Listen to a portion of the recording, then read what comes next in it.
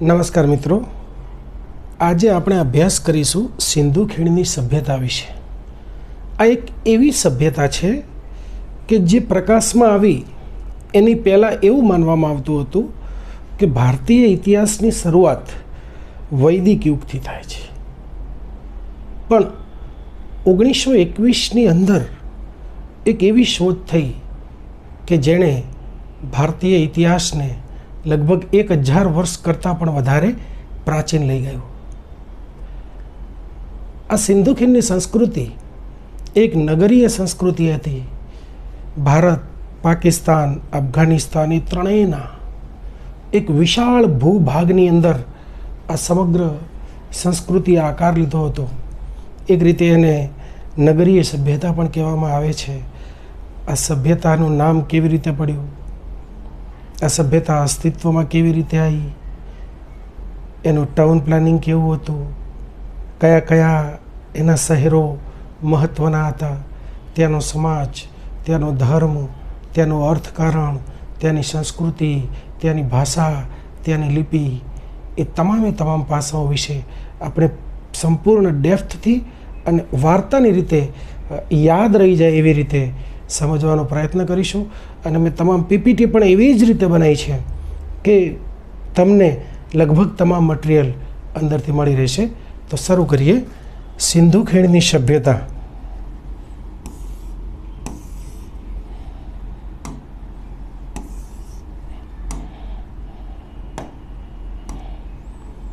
સિંધુ ખીણની સભ્યતા એક ઐતિહાસિક પરિચય છે.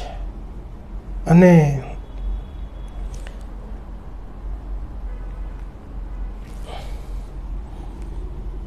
આ જે સિંધુ ખીણની સભ્યતા, હડપ્પીય સભ્યતા, હડપ્પીય સંસ્કૃતિ, સિંધુ ખીણની સંસ્કૃતિ, સિંધુ સરસ્વતી સભ્યતા, આદ્ય ઐતિહાસિક સભ્યતા, કાંસ્ય યુગીન સભ્યતા, આ બધા જ નામકરણનો આપણે અભ્યાસ કરીશું. એ સાથે આપણે વાત કરીએ કે વિશ્વની પ્રથમ નગરીય સભ્યતા. આ સમયમાં બીજી પણ સભ્યતાઓ હતી. ઇજિપ્તની સભ્યતા હતી, મેસોપોટેમિયાની સભ્યતા હતી, ક્રીટની સભ્યતા હતી. પણ એ તમામ સભ્યતાઓ ગ્રામીણ સભ્યતાઓ હતી. પણ આ સિંધુ ખીણની સભ્યતા છે એ એક નગરીય સભ્યતા હતી. સિંધુ ખીણની સભ્યતા એ કાંસ્ય યુગીન સભ્યતા છે જે તેની અદ્ભુત નગર રચના અને આયોજન માટે દેશભરમાં પ્રખ્યાત છે. હવે આપણે એની સમકાલીન સંસ્કૃતિઓ વિશે વાત કરીએ કે આ સંસ્કૃતિ જ્યારે અસ્તિત્વમાં હતી એ વખતે એ જ સમયમાં બીજી કઈ સંસ્કૃતિઓમાં અસ્તિત્વમાં હતી. તો ઈરાકની, મેસોપોટેમિયાની સંસ્કૃતિ, ઇજિપ્તની સંસ્કૃતિ, આ એની સમકાલીન અને તેમનાથી પણ વધુ વ્યાપક હતી. હવે આપણે લઈએ સભ્યતાનો પ્રારંભિક પરિચય વિશે વાત કરીએ, શરૂઆત કરીએ. તો સિંધુ ખીણની સભ્યતા એ માનવ ઇતિહાસની સૌથી જૂની અને અદ્યતન શહેરી સંસ્કૃતિઓમાંની એક છે. સૌથી જૂની તો ખરી, પણ એની સાથે અદ્યતન શહેરી સંસ્કૃતિ, ગ્રામીણ નહીં, શહેરી સંસ્કૃતિઓમાંની એક છે. આ સંસ્કૃતિને કાંસ્ય યુગીન સંસ્કૃતિ એટલે કે બ્રોન્ઝ એજ સિવિલાઇઝેશન તરીકે ઓળખવામાં આવે છે. એ એટલા માટે કે અહીંયા આગળ કાંસાને ટીનમાં ભેળવી અને કાંસુ બનાવવાની ટેકનોલોજી અસ્તિત્વમાં હતી. કાંસાના ઘણા બધા ઉપકરણો આ સંસ્કૃતિના અવશેષોમાંથી મળી આવ્યા છે અને એટલા માટે એને કાંસ્ય યુગીન સંસ્કૃતિ તરીકે ઓળખવામાં આવે છે. તે ઇજિપ્ત અને મેસોપોટેમિયાની સમકાલીન સંસ્કૃતિ હતી. આ સંસ્કૃતિ તેના નગર આયોજન અને સ્વચ્છતા માટે જગવિખ્યાત છે. આ તમામ પાસાઓને આપણે બહુ જ ડિટેલની અંદર અભ્યાસ કરીએ છીએ. હવે જોઈએ કે આ જે સંસ્કૃતિ છે એનો ભૌગોલિક વિસ્તાર કેટલો હતો. સૌથી પહેલાં તો આ સભ્યતા મુખ્યત્વે ક્યાં ફેલાયેલી હતી? ભારત, પાકિસ્તાન અને અફઘાનિસ્તાનના વિસ્તારમાં ફેલાયેલી હતી. એનો કુલ વિસ્તાર અંદાજે 12,99,600 ચોરસ કિલોમીટર એટલે કે લગભગ 13 લાખ ચોરસ કિલોમીટર જેટલો એનો વિશાળ વિસ્તાર હતો. ઉત્તરની અંદર જમ્મુ કાશ્મીરની અંદર માંડા, ત્યાંથી લઈને દક્ષિણમાં મહારાષ્ટ્રમાં દાયમાબાદ સુધી, ઉત્તરમાં માંડા, દક્ષિણમાં મહારાષ્ટ્રની અંદર દાયમાબાદ, બરાબર, પશ્ચિમમાં સુતગા ગેન્ડોર અને પશ્ચિમમાં સુતકા ગેન્ડોર જે બલુચિસ્તાનમાં, અને પૂર્વની અંદર ઉત્તર પ્રદેશમાં આલમગીરપુર.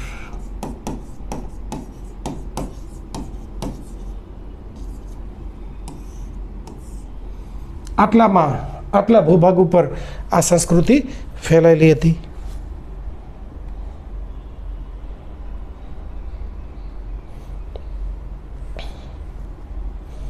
હવે નામકરણનું મહત્વ જોઈએ. સિંધુ ખીણ સભ્યતાને ઘણા નામોથી પુકારવામાં આવે છે. ઘણા નામો છે એના. સિંધુ ખીણની સભ્યતા, સિંધુ ખીણની સંસ્કૃતિ, હડપ્પીય સભ્યતા, હડપ્પીય સંસ્કૃતિ, સિંધુ સરસ્વતી સભ્યતા, આદ્ય ઐતિહાસિક સંસ્કૃતિ અને કાંસ્ય યુગીન સંસ્કૃતિ. તો કોઈ પણ સભ્યતાનું નામ છે ને તે ક્યાંથી મળી આવી છે અને એના લક્ષણો શું છે એના આધારે કોઈ પણ સંસ્કૃતિ કે સભ્યતાનું નામ પડે છે. શરૂઆતમાં તે માત્ર નદીઓના નામ પરથી ઓળખવામાં આવતી હતી, પરંતુ જેમ જેમ વધુ સ્થળો મળતા ગયા તેમ તેમ નામકરણમાં વિવિધતા અને સ્પષ્ટતાની જરૂરિયાત ઊભી થઈ. એટલે કોઈ પણ સંસ્કૃતિ જ્યારે અસ્તિત્વમાં આવે ત્યારે પહેલું નામ એનું અલગ હોય, પછી જેમ જેમ એના અલગ અલગ પાસાઓ ઉજાગર થાય એમ છેલ્લે ફાઇનલ કોઈ સંસ્કૃતિનું નામ પડતું હોય છે.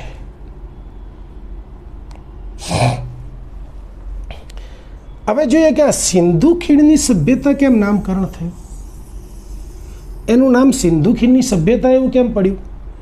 તો શરૂઆતના સ્થળો હડપ્પા અને મોહેંજો-દડો, જો કે હડપ્પા છે એ રાવી નદીના કિનારે આવેલું છે, મોહેંજો-દડો એ સિંધુ નદી અને તેની સહાયક નદીઓના પ્રદેશમાંથી મળી આવ્યા હતા.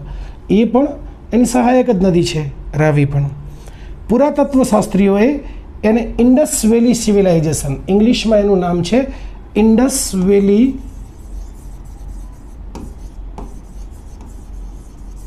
સિવિલાઇઝેશન.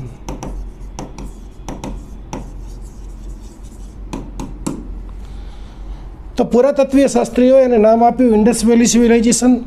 આ નામ તે સમયના વૈજ્ઞાનિક માપદંડો મુજબ સૌથી વધુ તાર્કિક હતું. તો ખબર પડી કે એ વખતના મોટા ભાગના જે સ્થળો છે, ઉત્ખનન કરાયેલા, મળી આવેલા, શોધાયેલા મોટા ભાગના સ્થળો એ સિંધુ અને તેની સહાયક નદીઓના ખીણ પ્રદેશમાં આવેલા હોવાથી એને સિંધુ ખીણની સંસ્કૃતિ તરીકે ઓળખવામાં આવે છે. હવે એનું એક બીજું નામ છે હડપ્પીય સભ્યતા. સિંધુ ખીણની સભ્યતા તો આપણને ખબર પડી કે એના જે મોટા ભાગના સ્થળો છે એ સિંધુ અને તેની સહાયક નદીઓના ખીણ પ્રદેશમાંથી મળી આવ્યા, એટલે એ સિંધુ ખીણની સભ્યતા. તો પછી હડપ્પા સભ્યતા કેમ? તો પુરાતત્વ શાસ્ત્રના નિયમ મુજબ જે સ્થળનું સૌપ્રથમ ઉત્ખનન થાય તેના નામ પરથી આખી સભ્યતા ઓળખાય છે. તો હડપ્પીય સભ્યતાનું સૌથી પહેલાં 1921ની અંદર હડપ્પા નગર મળી આવ્યું. હડપ્પા એ સૌથી પહેલાં શોધાયેલું અને ઉત્ખનન કરાયેલું મુખ્ય સ્થળ હતું. એથી વર્તમાન ઇતિહાસકારો એને હડપ્પીય સંસ્કૃતિ કહેવાનું વધારે પસંદ કરે છે.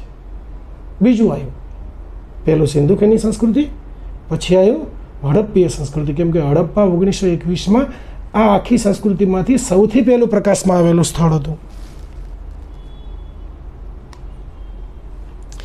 એના પછી આપણે જોઈએ એનું નામ, ત્રીજું નામકરણ થયું છે સિંધુ સરસ્વતી સભ્યતા. ઘણી નવી શોધોમાં ગાગર અકરા નદીના પટની અંદર પણ અનેક સ્થળો મળી આવ્યા છે. કેટલાક વિદ્વાનોનું એવું માનવું છે કે આ નદી પ્રાચીન વેદોમાં વર્ણવિત સરસ્વતી નદી છે. તેથી આ સભ્યતાને સિંધુ સરસ્વતી સભ્યતા તરીકે પણ ઓળખવામાં આવે છે. તો ખબર પડી, હડપ્પા સભ્યતા, સિંધુ સભ્યતા, સિંધુ સરસ્વતી સભ્યતા. હજી આપણે આગળ લઈએ.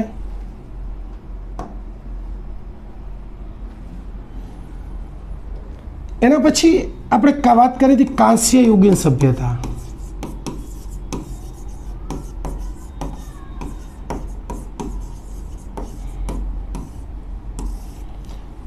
તો સૌપ્રથમ તાંબાને ટીન એલ્યુમિનિયમમાં ભેળવીને સૌપ્રથમ કાંસુ બનાવવાની શરૂઆત થઈ હતી. સૌપ્રથમ કાંસાના ઉપકરણો આ સંસ્કૃતિમાંથી મળી આવ્યા છે એના ખોદકામ દરમિયાન. એટલા માટે એને કાંસ્ય યુગીન સભ્યતા તરીકે પણ ઓળખવામાં આવે છે. એના પછી એનું બીજું નામ છે આદ્ય ઐતિહાસિક સંસ્કૃતિ.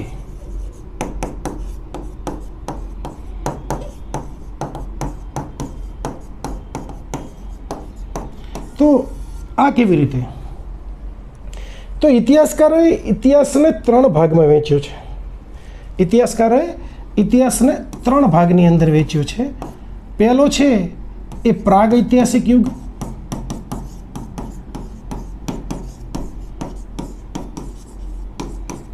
બીજો છે આદ્ય ઐતિહાસિક યુગ,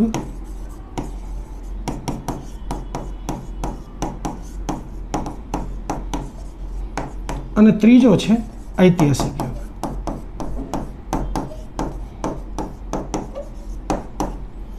આ જે 3 ભાગ પડ્યા છે ને, એ 3 ભાગ લિપિના આધારે પડ્યા છે. જ્યાં લિપિની શોધ નથી થઈ એવા સમયને, લિપિ નથી, એની શોધ નથી થઈ એવા સમયને આપણે પ્રાગ ઐતિહાસિક યુગ તરીકે ઓળખીએ છીએ. એની અંદર આપણે પાષાણ યુગનો સમાવેશ કરીએ છીએ. શેનો? પાષાણ યુગનો.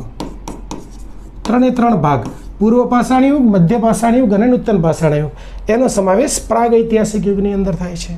એના પછી આદ્ય ઐતિહાસિક યુગ, એટલે લિપિના જે પુરાવા છે એ આપણને મળ્યા છે પણ વાંચી શકાયા નથી. એટલે જેના લિપિના પુરાવા આપણને મળ્યા હોય પણ હજી સુધી આપણે એને વાંચી ન શક્યા હોય, એનો સમાવેશ થાય આદ્ય ઐતિહાસિક યુગમાં. એટલે સિંધુ ખીણની સંસ્કૃતિ એવી છે કે જેના આપણને લિપિના લખેલા લખાણો આપણને મળ્યા છે પણ આપણે હજી સુધી એને વાંચી શક્યા નથી. એટલા માટે આદ્ય ઐતિહાસિક સંસ્કૃતિમાં આવે. જ્યારે એ લખાણો આપણે વાંચી લઈશું ત્યારે એનો સમાવેશ ઐતિહાસિક યુગમાં, ઐતિહાસિક સંસ્કૃતિમાં થઈ જશે. આદ્ય ઐતિહાસિકમાંથી નીકળી જશે. ઓકે, એટલે ઐતિહાસિક યુગ એટલે કેવો યુગ કે ત્યાંથી આપણને લિપિના પુરાવા પણ મળ્યા હોય અને આપણે એને ઉકેલી પણ શક્યા હોય. એ રીતે આવ્યું આદ્ય ઐતિહાસિક સંસ્કૃતિ. તો લગભગ જે તમામ નામો હતા એ આપણે નામકરણ પાછળ શું ઇતિહાસ રહેલો છે એને આપણે જોયો.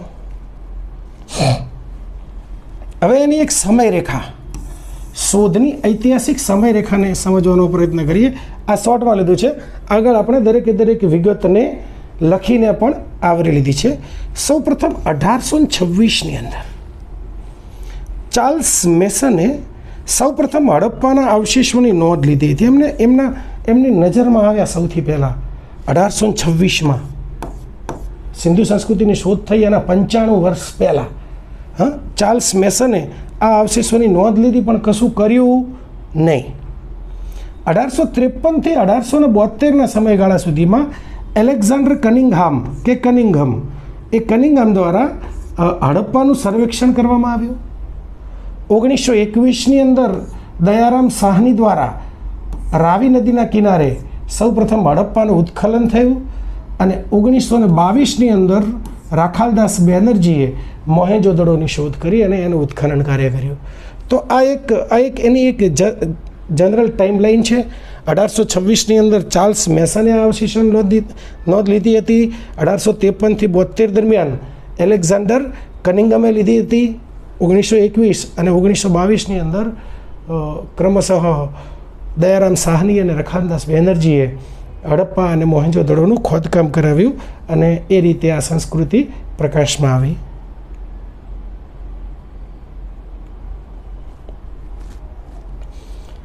હવે શોધના અગ્રદૂત કોણ હતા? આ તમામ બાબતોને આપણે બહુ ડિટેલમાં સમજીશું. તો આ સભ્યતાને ઉજાગર કરવામાં 2 મુખ્ય વ્યક્તિઓનો ફાળો છે. એના પછી બીજી 2 આવશે, પણ પહેલી મુખ્ય 2 વ્યક્તિઓ કઈ? ચાર્લ્સ મેસન, પ્રથમ વ્યક્તિ જેને હડપ્પાના ખંડેરો જોયા અને એને નોંધ્યા.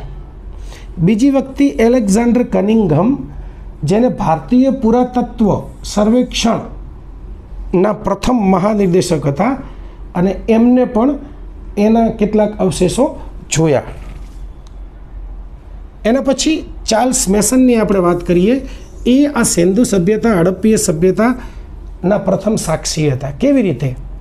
તો 1826ની અંદર ચાર્લ્સ મેસન હડપ્પાના પ્રદેશમાંથી પસાર થતા હતા. હજી એ વખતે ખોદેલું નહોતું. એ હડપ્પાના પ્રદેશમાંથી પસાર થતા હતા. તેઓ બ્રિટિશ ઈસ્ટ ઇન્ડિયા કંપનીના ભૂતપૂર્વ સૈનિક હતા.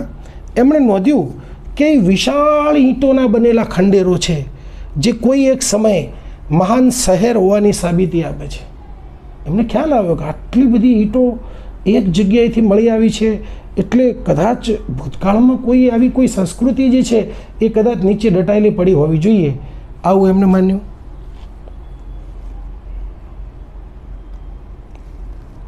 એના પછી મેસનનું નિરીક્ષણ. મેસને શું નિરીક્ષણ કર્યું? એમણે નોંધ્યું કે વિશાળ ઈંટોના કિલ્લા જેવી રચનાઓ છે, ત્યાં પથ્થરની બંગડીઓ જેવી વસ્તુઓ પણ મળી આવી હતી. આ સ્થળ પંજાબના સાહિવાલ નજીક હતું.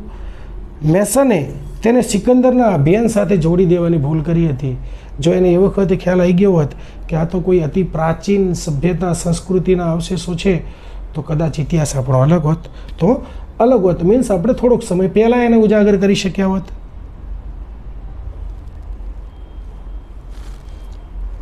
એમને એક ઐતિહાસિક પુસ્તક લખ્યું છે. મેસને એમના અનુભવો narrative various journeys in Balochistan, Afghanistan and the Punjab નામના પુસ્તકમાં 1842માં એમને પ્રકાશિત કર્યું. આ પુસ્તકે વિશ્વનું ધ્યાન હડપ્પા તરફ ખેંચ્યું હતું. જે એમને જે જોયું એની અંદર લખ્યું હતું, નોંધ્યું હતું. હવે વાત કરીએ પુરાતત્વ શાસ્ત્રના પિતા એલેક્ઝાન્ડર કનિંઘમ. આ કનિંઘમે શું કર્યું હતું?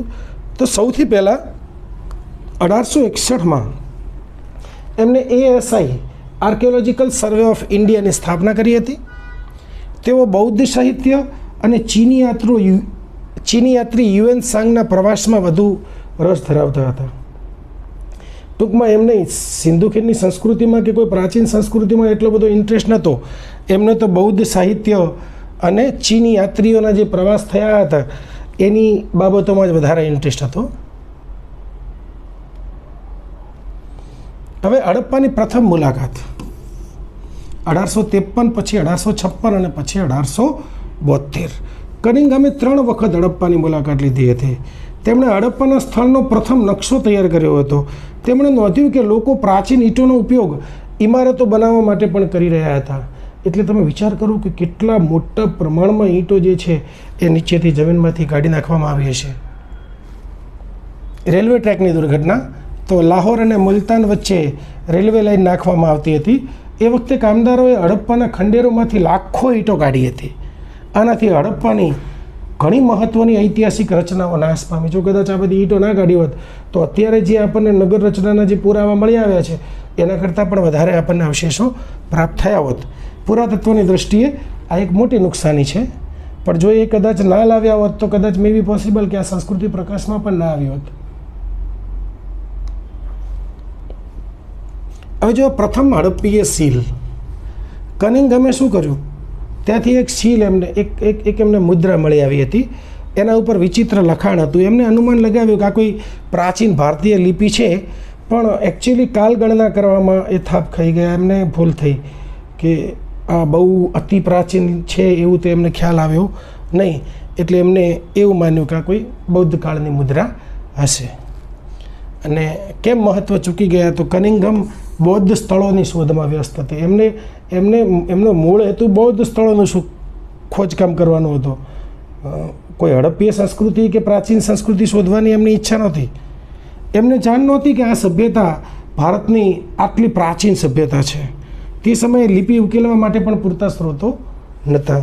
એટલે આપણે જે અગાઉ જે આપણે વાત કરી હતી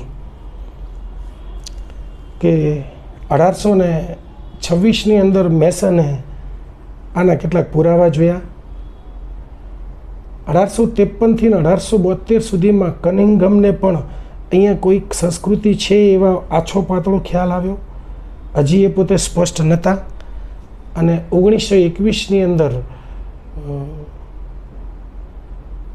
દયારામ સાહનીએ સૌપ્રથમ હડપ્પાનું ખોદકામ કરાવ્યું અને ત્યારે આ સંસ્કૃતિ પ્રકાશમાં આવી. અને એના પછીના બીજા જ વર્ષે 22માં રખાલદાસ બેનર્જીએ મોહેંજો-દડોનું ખોદકામ કરાવ્યું.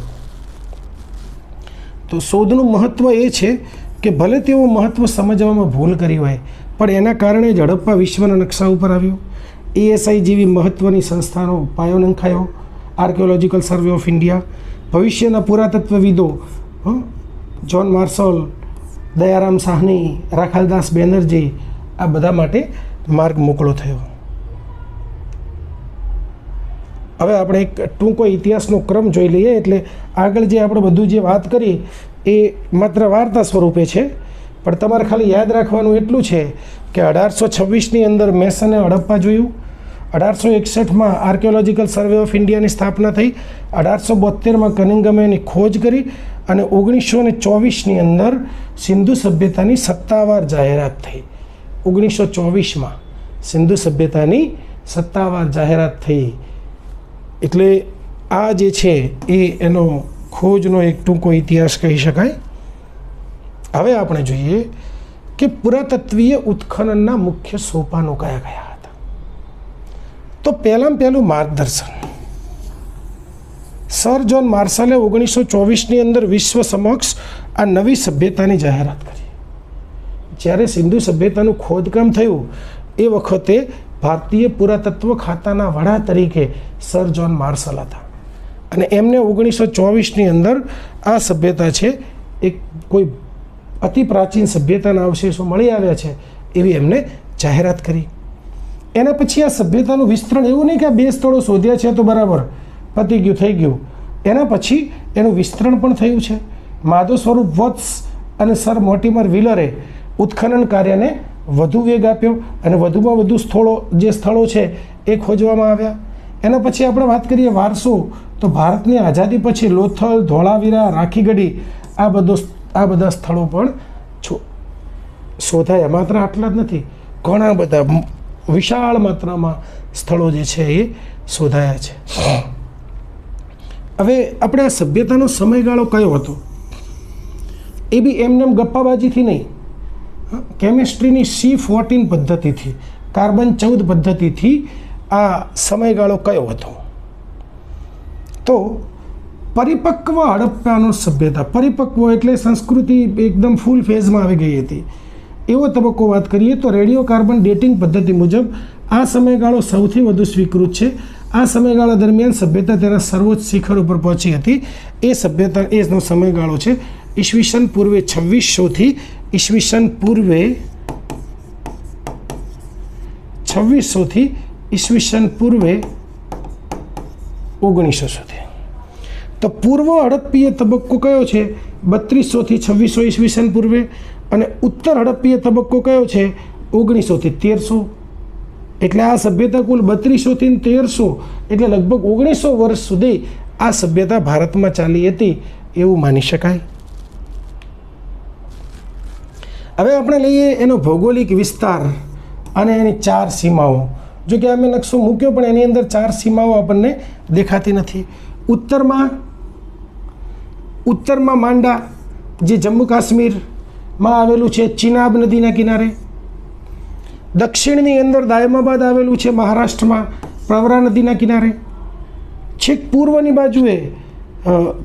બાજુએ ઉત્તર પ્રદેશની અંદર હિંડન નદીના કિનારે આલમગીરપુર આવેલું છે.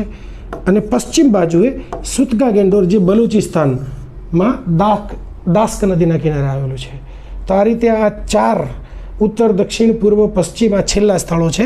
એની વચ્ચે સિંધુ ખીણ સભ્યતા લગભગ ત્રિકોણીય આકારમાં, લગભગ ત્રિકોણ, પરફેક્ટ ત્રિકોણ નથી, લગભગ ત્રિકોણ આકારમાં આ સભ્યતા ફેલાયેલી હતી, જે લગભગ 13 લાખ વર્ગ ચોરસ કિલોમીટરમાં, કેટલા મોટા વિસ્તારમાં ફેલાયેલી હતી.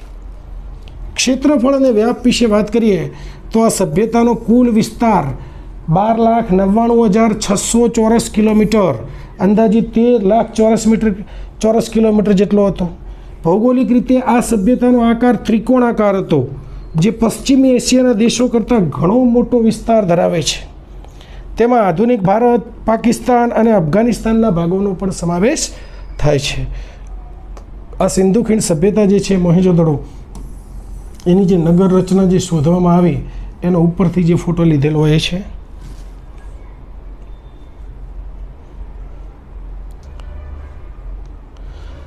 હવે આપણે જોઈએ મુખ્ય પુરાતત્વીય સ્થળો અને કઈ નદીના કિનારે આવેલા છે. તો સૌપ્રથમ હડપ્પા રાવી નદીના કિનારે આવેલું છે, જે પાકિસ્તાનના પંજાબ પ્રાંતમાં આવેલું છે. જોકે આ દરેકે દરેક સ્થળોનો આપણે બહુ ડિટેલમાં સ્ટડી કરવાના છીએ. એના પછી મોહેંજો-દડો જે સિંધુ નદીના કિનારે આવેલું છે, પાકિસ્તાનના સિંધ પ્રાંતમાં આવેલું છે. લોથલ જે ભોગાવો નદીના કિનારે આવેલું છે અને ગુજરાતના અમદાવાદ જિલ્લામાં આવેલું છે. એના પછી ધોળાવીરા જે ગુજરાતના કચ્છ જિલ્લામાં આવેલું છે અને એ કચ્છના રણમાં આવેલું છે. તો આપણે જે ફોટોઝ લીધા હતા એ આ સાઇટ્સ ઉપરથી લીધેલા છે, એ ઇમેજીસ.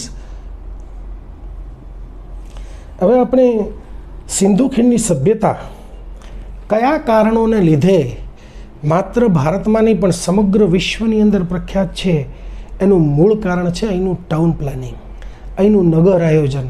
અહીંનું નગર આયોજન એવું હતું કે કોઈ પણ વ્યક્તિ અહીંના નગર આયોજનને એક નજરે પણ જોવે તો પણ એને લાગે કે વાહ, એ વખતે કેવી અદ્ભુત ઇજનેરી કળા હશે. આજના ઇજનેરો છે એને પણ શરમાવે એવી કળા એ સમયના ભારતમાં વિદ્યમાન હતી. તો એને આપણે એક એક પાસું, એક પરત ખોલવાનો પ્રયત્ન કરીએ. તો નગર આયોજનના મુખ્ય સિદ્ધાંતોની સૌથી પહેલાં વાત કરીએ તો ગ્રીડ પદ્ધતિ હતી. આ જે નગરો બનેલા હતા એ કેવી પદ્ધતિમાં હતા? ગ્રીડ પદ્ધતિમાં બનેલા હતા. બરાબર. રસ્તાઓ એકબીજાને કાટખૂણે છેદતા હતા, આવી રીતે જુઓ.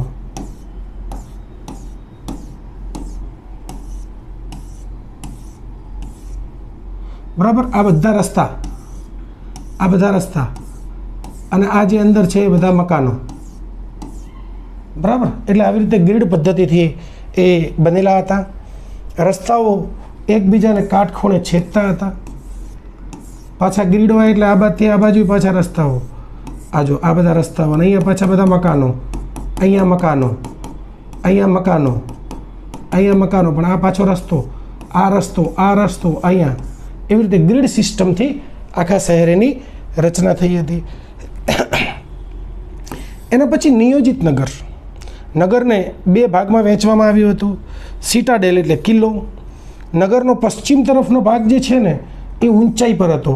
અહીં શાસકો કે ઉચ્ચ અધિકારીઓ રહેતા હશે એવું માનવામાં આવે છે. કોઈ કહી નથી ગયું આપણને અવશેષોના આધારે. નીચલું નગર એટલે પૂર્વ તરફનો જે ભાગ છે જ્યાં સામાન્ય નાગરિકો, કારીગરો, વેપારીઓ આ બધા રહેતા હશે એવું માનવામાં આવે છે. એટલે એનું નગર આયોજનના મુખ્ય સિદ્ધાંતો જોયા આપણે. હવે આપણે જોઈએ બાંધકામ સામગ્રી. જે બાંધકામો કરવામાં આવ્યા હતા ઇન્ડસ વેલી સિવિલાઇઝેશનના સ્થાપત્યોમાં, એમાં શેનો ઉપયોગ કરવામાં આવ્યો? તો સૌથી પહેલાં પાકી ઈંટોનો ઉપયોગ, કાચી ઈંટો નહીં, પકવેલી ઈંટોનો ઉપયોગ. આ સભ્યતાની સૌથી મોટી વિશેષતા શું હતી? પાકી ઈંટોનો ઉપયોગ. પાછી ઈંટો છે એ આડેધડ હતી એવું નહોતું, એનું ચોક્કસ માપ હતું, એનું ચોક્કસ ઈંટોનું પ્રમાણ હતું. 4:2:1, 4 લંબાઈ, 2 પહોળાઈ અને 1 જાડાઈ. આ ગુણોત્તરમાં બધી ઈંટો બનાવેલી હતી અને એનું ચોક્કસ માપ હતું. બધી ઈંટો એક જ સરખા માપની લાગે. મજબૂતી કેવી? પાણીથી રક્ષણ મેળવવા માટે જીપ્સમ અને બિટ્યુમિન એટલે કે ડામર એનો ઉપયોગ થતો હતો. કેટલા વર્ષો પહેલાંની વાત છે. પાણીથી રક્ષણ મેળવવા માટે જીપ્સમ અને બિટ્યુમિનનો ઉપયોગ થતો હતો. સ્થાનિક સ્ત્રોત ઈંટોને ભઠ્ઠીમાં પકાવવામાં આવતી હતી જે નદીના કાપમાં બનતી હતી. બોલો, ઈંટોને પણ ભઠ્ઠીની અંદર પકવવાની એ વખતે સિસ્ટમ હતી. એટલે કેટલાય લોકો આધુનિક હતા.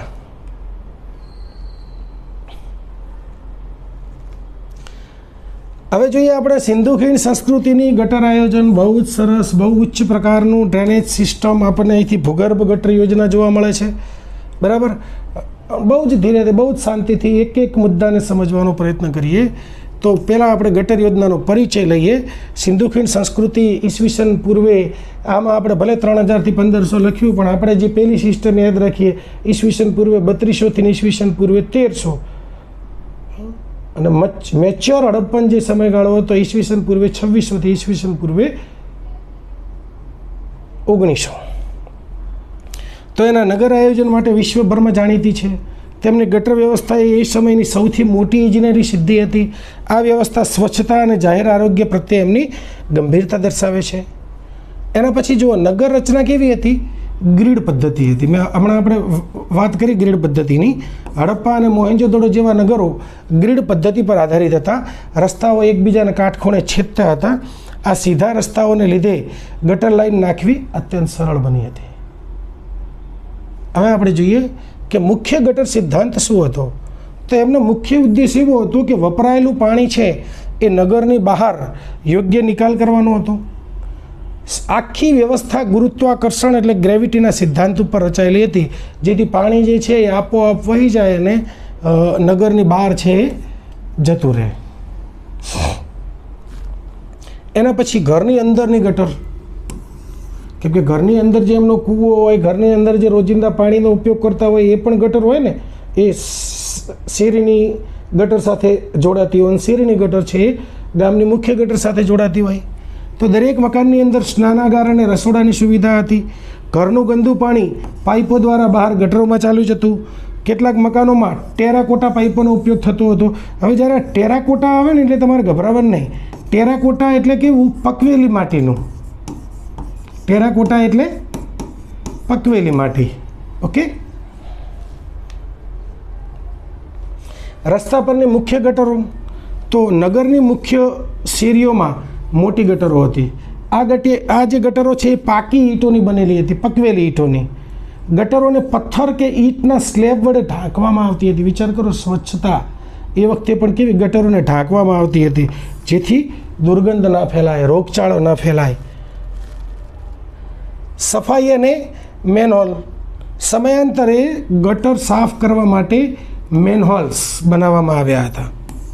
આધુનિક યુગની જેમ જ આપણે જેમ અમુક સમય થાય એટલે પેલા હોલ વચ્ચે પાડેલા હોય ને ત્યાંથી જ ગટરની સફાઈ થઈ જાય. પ્રાચીન હડપ્પન લોકો પણ ગટરની સફાઈ માટે વ્યવસ્થિત છિદ્રો રાખતા હતા. એના પછી સેડિમેન્ટ ટ્રેપ્સ, કચરાના ખાડા. ગટરમાં કચરો જમા ન થાય તે માટે નાના નાના ખાડા કરી દીધા હતા. એટલે પાણી વહેતું હોય, જે કચરો આવે નીચે ખાડામાં જતો રહે, એટલે ખાલી પાણી આગળ જાય. બરાબર, કચરો નીચે બેસી જાય અને માત્ર પાણી આગળ વહેતું જાય. આવી વૈજ્ઞાનિક વ્યવસ્થા હતી. અને પછી એ જે કચરો જ્યાં હોય ત્યાં મેનહોલ્સની મદદથી ત્યાંથી એક જ્યાં કચરો જમા થવાનો હોય ત્યાંથી કચરો કાઢી નાખે, એટલે બહુ ઓછી મહેનતથી સફાઈ પણ થઈ જાય. આટલી ડિટેલ ક્યાંયથી નહીં મળે તમને. હવે બાંધકામ સામગ્રી. ગટર બાંધવા માટે શેનો ઉપયોગ થતો હતો? તો પકવેલી ઈંટોનો ઉપયોગ થતો હતો. Back BRICS. ઈંટોને જોડવા માટે જીપ્સમ અથવા તો માટીના ગારો, જીપ્સમ અથવા માટીના ગારાનો ઉપયોગ થતો હતો. એના પછી વોટરપ્રૂફિંગ ટેકનોલોજી પણ હતી. આપણે આગળ વાત કરી હતી કે પાણી લીક ન થાય એ માટે બિટ્યુમિન, કુદરતી ડામર અને જીપ્સમનો ઉપયોગ કરીને વોટરપ્રૂફિંગ કરવામાં આવતું હતું. એ આ યુગની અદ્ભુત ટેકનોલોજી, ઇજનેરી કળા ગણાવી શકાય. એના પછી આપણે જાહેર આરોગ્ય વિશે વાત કરીએ તો ઢંકાયેલી ગટરો એ વાતનો પુરાવો આપે છે કે તેઓ ચેપી રોગો ફેલાતા અટકાવવા વિશે સજાગ હશે. તેમના નગરો સંપૂર્ણપણે ગંદકીથી મુક્ત હતા, કેમ કે એમણે ગટર વ્યવસ્થા પણ એવી કરી હતી. એમને તમે આગળ જોશો તો આવશે કે રસ્તાઓ પણ એવી રીતે બનાવેલા હતા કે જેમ પેલા પવનના સુસવાટા આવે તેમાં રસ્તા ઓટોમેટિક સાફ થઈ જાય. રસ્તાની આજુબાજુ એમને કચરા પેટીઓની પણ વ્યવસ્થા કરી હતી. આગળ જોઈએ, સમકાલીન સભ્યતાઓ સાથે એની તુલના કરીએ. એની ઈરાકની સભ્યતા એટલે કે મેસોપોટેમિયાની સભ્યતા, બરાબર, કે એ વખતની જે મિસરની સભ્યતા હોય કે મેસોપોટેમિયાની સભ્યતા હોય, જેવી પ્રાચીન સંસ્કૃતિઓમાં ગટર વ્યવસ્થા તો હતી, પરંતુ સિંધુ ખીણ સંસ્કૃતિ જેવી વ્યવસ્થિત, ઢંકાયેલી અને પાકી ઈંટોની બનાવેલી ગટર વ્યવસ્થા અન્ય કોઈ પણ સંસ્કૃતિમાં આ સ્તરે પહોંચેલી નથી. હવે આપણે જોઈએ, ગટર વ્યવસ્થાનું કામ પૂરું થયું. હવે આપણે જોઈએ જાહેર સ્નાનાગાર. મોહેંજો-દડોનું જ્યારે રખાલદાસ બેનર્જીએ ખોદકામ કરાવ્યું એ વખતે ત્યાંથી એક બહુ મોટું વિશાળ સ્નાનાગાર મળી આવ્યું છે. આ સ્નાનાગાર છે એની અંદર આવી રીતે નીચે ઉતરવા માટેના પગથિયા બંને બાજુ,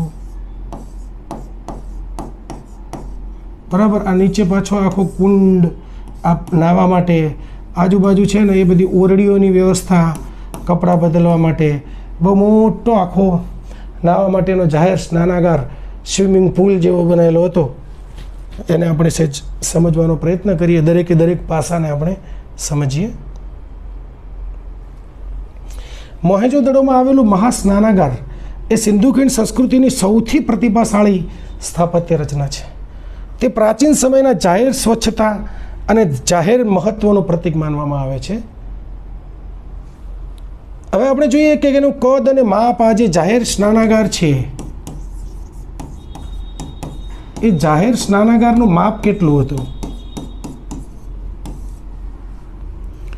તો આ મહાસ્નાનાગાર લંબચોરસ આકારનું છે.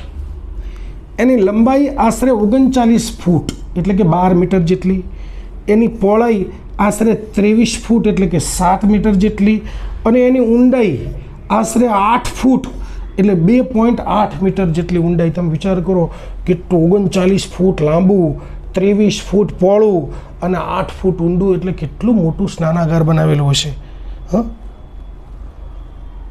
પછી એના સ્નાનાગારના બાંધકામમાં કેવા પ્રકારની સામગ્રી ઉપયોગ કરવામાં આવી હતી? તો એના નિર્માણમાં પકવેલી ઈંટો, પાકી ઈંટો હોય તો જ પાણીથી ગળે નહીં ને, પકવેલી ઈંટોનો ઉપયોગ કરવામાં આવ્યો હતો. ઈંટોને મજબૂત રીતે જોડવા માટે જીપ્સમ અને અન્ય મિશ્રણનો ઉપયોગ થયો હતો. હજી એની નીચે જે પાણી છે એની અંદર દાખલ થાય અને એ પાણી જે છે એ શોષાય નહીં અથવા તો નીચે ના ઘૂસી જાય, એટલે એ માટે વોટરપ્રૂફિંગ પણ કરવામાં આવ્યું હતું. જોઈએ આગળ. એના પછી વોટરપ્રૂફિંગ ટેકનોલોજીનો પણ ઉપયોગ કરવામાં આવ્યો હતો સ્નાનાગારમાં. પાણી લીક ન થાય તે માટે બિટ્યુમિન, કુદરતી ડામરનું જાડું પડ ચડાવવામાં આવ્યું હતું. આ તકનિક 5000 વર્ષ પહેલાંની તેમની ઉચ્ચ સમજ છે. લગભગ 5000 વર્ષ પહેલાં પણ ડામરનું પડ ચડાવી અને એનું વોટરપ્રૂફિંગ કરવામાં આવતું હતું. એટલે વિચાર કરો કે એ લોકો પણ કેટલા હોશિયાર હતા. પાણી મેળવવાની વ્યવસ્થા. તો સ્નાનાગારને નાહવા માટે પાણી ભરવું પડે. એના માટે એક મોટો કૂવો હતો. એ કૂવામાંથી પાણી સ્નાનાગારમાં દાખલ કરવામાં આવતું હતું. તે નજીકના વિસ્તારમાં સ્થિત હતો, જેમાંથી પાણી સતત સ્નાનાગારમાં લાવી શકાયેલું હતું. અને બીજું પાછું કે જે પાણીનો ઉપયોગ થઈ ગયો નાહ્યા પછી એને પાછું બહાર કાઢવાની પણ વ્યવસ્થા હતી. બરાબર. પાણીનો નિકાલ, ડ્રેનેજની પણ વ્યવસ્થા હતી. વપરાયેલ પાણીનો નિકાલ કરવા માટે એક વિશાળ અને મજબૂત ગટર બનાવવામાં આવી હતી. આ ગટર પાકી ઈંટોની બનેલી હતી. બરાબર. અને તેને ઢાંકી દેવામાં આવી હતી. એટલે એની અંદર પાણી દાખલ કરવાની પણ વ્યવસ્થા હતી, પાણી એને બહાર કાઢવા માટેની પણ વ્યવસ્થા હતી. સીડીઓનું આયોજન. સ્નાનાગારમાં ઉત્તર અને દક્ષિણ બંને છેડા ઉપર નીચે ઉતરવા માટે પગથિયા, સીડીઓ હતી. આ પગથિયા આરામદાયક અને સુરક્ષિત હતા. એટલે આખું અંદર સીધું કૂદીને પડવાનું ના હોય. સીડીઓમાંથી તમે શાંતિથી અંદર સ્નાનકુંડ સુધી જઈ શકો. એના પછી બાજુના ઓરડાઓ. નાહ્યા પછી કપડાં બદલવા માટે સ્નાનાગારની ચારે બાજુ ઓરડાઓ હતા. એવું માનવામાં આવે છે કે આ ઓરડા જે છે એ પૂજા અર્ચના કરવા માટે કે કપડાં બદલવા માટે બનાવવામાં આવ્યા છે. એના પછી જોઈએ કે ધાર્મિક મહત્ત્વ. આ જે જાહેર સ્નાનાગાર છે એનું ધાર્મિક મહત્ત્વ શું છે? તો ઘણા ઇતિહાસકારો એવું માને છે કે આ સ્નાનાગારનો ઉપયોગ ધાર્મિક રિચ્યુઅલ્સ બાથિંગ માટે થતો હશે. પવિત્ર તહેવારો કે પ્રસંગોએ અહીં બધા લોકો, મહાજતોડોના બધા લોકો આવતા હશે અને જાહેર સ્નાન કરતા હશે અને એના પછી કદાચ પૂજાવિધિ કરતા હોય. જાહેર આરોગ્યનો પણ ધ્યાન રાખવામાં આવ્યું. આ બાંધકામ સાબિત કરે છે કે તે સમયના લોકો જાહેર આરોગ્ય એટલે કે પબ્લિક હાઇજીન માટે કેટલા સજાગ હતા. પાણી બદલવાની, ગંદા પાણીના નિકાલની વ્યવસ્થા પણ સચોટ હતી. હવે ઇજનેરી કળા આપણે જોઈએ તો એના બાંધકામમાં જે ચોકસાઈ અને વ્યવસ્થિત ઢોળાવ રાખવામાં આવ્યો હતો એ દર્શાવે છે કે તેઓ ગણિત અને ભૂમિતિના પણ બહુ નિષ્ણાત હશે. એના પછી આપણે સમકાલીન સંસ્કૃતિઓ સાથે જો તુલના કરીએ તો તે સમયે વિશ્વની અન્ય કોઈ સંસ્કૃતિમાં આટલા મોટા પાયે જાહેર સ્નાનાગારની વ્યવસ્થા જોવા મળતી નથી. આ સિંધુ ખીણ સંસ્કૃતિની એક અનોખી ઓળખ છે. ક્યાંય બીજી કોઈ સંસ્કૃતિમાં આવું જાહેર સ્નાનાગાર જોવા નથી મળતો. આધુનિક સ્નાનાગાર માટે પ્રેરણા, જો કે હવે તો બધા સ્વિમિંગ પુલ થઈ ગયા એટલે કંઈ ખાસ એની જરૂર નથી. હવે એના પછીની વાત છે અનાજના કોઠાર. આપણને અહીંથી અનાજના કોઠાર પણ મળી આવ્યા છે. ઉપયોગ શું છે કે કોર તરીકે જે અનાજ લેવાયેલું હોય રાજવીઓ દ્વારા એનો સંગ્રહ કરવા માટે, દુષ્કાળ માટે અનામત રાખવા માટે કોઠાર એટલે કે એક પ્રકારના ગોડાઉન બનાવવામાં આવતા હતા. રચના. હડપ્પામાંથી 6 હરોળમાં બનેલા કોઠાર મળી આવે.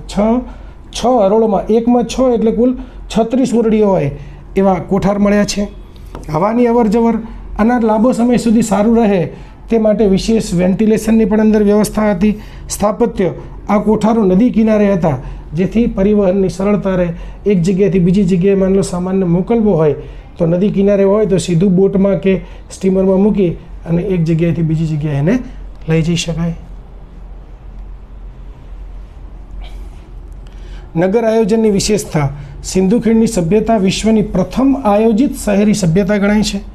તેનું મુખ્ય લક્ષણ ગ્રીડ પદ્ધતિ છે. શહેરોનું આયોજન ચોક્કસ માપદંડો અને સુવ્યવસ્થિત વ્યવસ્થા સાથે કરવામાં આવ્યું હતું. મકાનોની રચના. જો હવે મકાનોની રચના, અંગત મકાનો જેને કહેવાય, આપણે જેમ કે સામાન્ય લોકો રહેતા હોય કે અધિકારીઓ રહેતા હોય, તો આ બધા મકાનો બનાવવા માટે મુખ્યત્વે પકવેલી ઈંટો વપરાતી હતી. ઈંટોનું પ્રમાણ જે 1:2:4, જે આપણે પહેલાં વાત કરી કે 4 ઇંચ નથી પણ 4 એટલે કોઈ પણ એક માપ છે. તો માની લો ઇંચ માપીએ તો 4 ઇંચ લાંબી હોય, 2 ઇંચ પહોળી હોય અને 1 ઇંચ જાડી હોય. મકાનો મજબૂત અને બહુમાળી હોવાના, એક માળ નહીં પણ એક કરતાં વધારે માળના હોવાના પણ પુરાવા આપણને આમાંથી મળ્યા છે. ગોપનીયતા અને સુવિધા. મકાનોના મુખ્ય દરવાજા છે એ મુખ્ય રસ્તા ઉપર ખુલવાને બદલે ગલીઓમાં ખુલતા હતા. માત્ર લોથલમાં જ એવું છે કે જ્યાં મુખ્ય રસ્તા ઉપર દરવાજા ખુલતા હતા. આનાથી શેરીનો ઘોંઘાટ અને ધૂળ ઘરમાં પ્રવેશતા નહોતા. દરેક મકાનમાં આંગણું હતું જે હવા ઉજાસ માટે ખૂબ જ જરૂરી હતું. એના પછી રસ્તાઓની શેરીઓ વાત કરીએ તો રસ્તાઓ એકબીજા સાથે કાટખૂણે છેદતા હતા. મુખ્ય રાજમાર્ગો પણ હતા, આવી રીતે એકબીજાને કાટખૂણે છેદતા હતા. આ ચોકડી, આ ઉત્તર જતો હોય, આ દક્ષિણ, આ પશ્ચિમ ને આ પૂર્વ. તો તમે જુઓ આ જે રસ્તા જે છે એ બહુ મોટા હતા ને એકબીજાને કાટખૂણે છેદતા હતા. મુખ્ય રસ્તાઓ પહોળા હતા જેથી માલવાહક કે ગાડા ત્યાંથી સરળતાથી નીકળી શકે. નગરને ચોક્કસ લંબચોરસ કે ચોરસ બ્લોકની અંદર વહેંચવામાં આવ્યું હતું. સ્વચ્છતા અને મેન્ટેનન્સનું ધ્યાન રાખવામાં આવ્યું હતું. ગટરોની સફાઈ માટે ચોક્કસ અંતરે મેનહોલ મૂકવામાં આવ્યા હતા. ઘન કચરો રોકવા માટે ગટરમાં સોકપીટ, બરાબર, એટલે કે સમપીટ્સ પણ બનાવવામાં આવતા હતા. આટલી સ્વચ્છતા એ સમયની અન્ય કોઈ પણ સભ્યતામાં જોવા નથી મળતી. કૂવા અને પાણીની વ્યવસ્થા. દરેક શહેરની અંદર જાહેર અને ખાનગી કૂવા હોવાના પુરાવા છે. મકાનોમાં સ્નાનાગાર અને પાણીના નિકાલની પદ્ધતિ ખૂબ જ વિકસિત હતી. મોહેંજો-દડોમાં વિશાળ જાહેર સ્નાનાગાર પણ મળ્યું છે.